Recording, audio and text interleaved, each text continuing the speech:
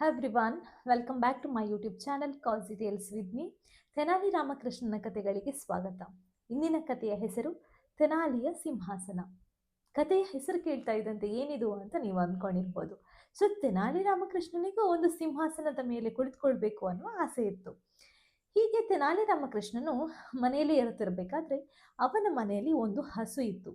ಹಾಗೆ ಆ ಹಸುವಿನ ಎರಡು ಕೊಂಬುಗಳ ಮಧ್ಯೆ ಅನೇಕ ಜಾಗ ಇತ್ತು. ಹಾಗಾಗಿ ತೆನಾಲಿ ರಾಮಕೃಷ್ಣನಿಗೆ ಯಾವಾಗೆಲ್ಲ ಆ ಹಸುವನ್ನು ನೋಡಿದಾಗ ಆ ಕೊಂಬುಗಳ ಮಧ್ಯೆ ನಾನು ಕೂತ್ಕೋಬೇಕು ಅಂತ ಅವನಿಗೆ ಅನಿಸ್ತು. ಒಂದು ದಿನ ಹಸು ಏನ್ ಮಾಡಿತು ಅಂದ್ರೆ ತೆನಾಲಿ ರಾಮಕೃಷ್ಣನ ಬಳಿ ಬಂದು ಕೂತ್ಕೊಳ್ತು. ಆಗ ತೆನಾಲಿ ರಾಮಕೃಷ್ಣನು ಹೆಂಡತಿಗೆ ಹೇಳ್ತಾನೆ, ನೋಡು, ನಾನು ಈಗ ಈ ಹಸುವಿನ ಮೇಲೆ ಕೂತ್ಕೋತೀನಿ ಅಂತ ಹೇಳಿ ಎರಡು ಕೊಂಬುಗಳ ಮಧ್ಯೆ ಇರುವಂತ ಜಾಗದಲ್ಲಿ ಹೋಗಿ ಕೂತ್ಕೋತಾನೆ.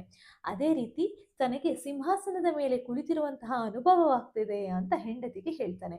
ಆಗ ಹೆಂಡತಿ ಇವನ ಮಾತನ್ನ ಕೇಳಿ ಅಲ್ಲಿ ನಕ್ಕು ಬಿಡ್ತಾಳೆ.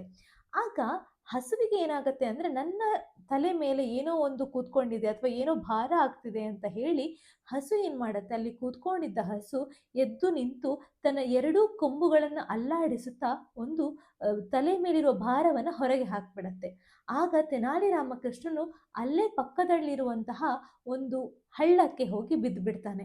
ಇದನ್ನು ನೋಡಿದ ತೆನಾಲಿ ರಾಮಕೃಷ್ಣನಿಗೆ ಗಾಬರಿಯಾಗಿ ಓಡಿ ಹೋಗ್ತಾಳೆ. ತೆನಾಲಿ ರಾಮಕೃಷ್ಣನಿಗೆ ಸಹಾಯ ಮಾಡಲಿಕ್ಕೆ ಕೈಯನ್ನು ಚಾಚುವಾಗ ತೆನಾಲಿ ರಾಮಕೃಷ್ಣ ಹೇಳ್ತಾನೆ, ಚಿಂತಿಸಬೇಡ, ಇದಕ್ಕೆಲ್ಲ ಏನೂ ತೊಂದರೆ ಆಗಲ್ಲ. ಯಾಕಂತ ಹೇಳಿದ್ರೆ ರಾಜರು ಅನೇಕ ಕಾಲ, ತುಂಬಾ ಸಮಯಗಳ ಕಾಲ ಸಿಂಹಾಸನವನ್ನ ಕಳೆದುಕೊಳ್ತಾರೆ, ಪುನಃ ಸಿಂಹಾಸನವನ್ನ ತೆಗೆದುಕೊಳ್ತಾರೆ. ಇದೆಲ್ಲ ಎಲ್ಲ ಕಡೆ ಇದ್ದಿದ್ದೆ. ಹಾಗಾದ್ರೆ ಇದಕ್ಕಾಗಿ ನೀನು ಯೋಚನೆ ಪಡಬೇಡ ಅಂತ ಹೇಳ್ತಾನೆ. ಆಗ ತೆನಾಲಿ ರಾಮಕೃಷ್ಣನ ಹೆಂಡತಿ ಏನು ಆಲೋಚನೆ ಮಾಡ್ತಾನೆ ಅಂತ ಹೇಳಿದ್ರೆ, ನೆಲಕ್ಕೆ ಬಿದ್ದರೂ ಜಟ್ಟಿ ಮೀಸೆ ಮಣ್ಣಾಗ್ಲಿಲ್ಲ ಅನ್ನುವಂತಹ ಗಾದೆ ಅವಳಿಗೆ ನೆನಪಾಗತ್ತೆ.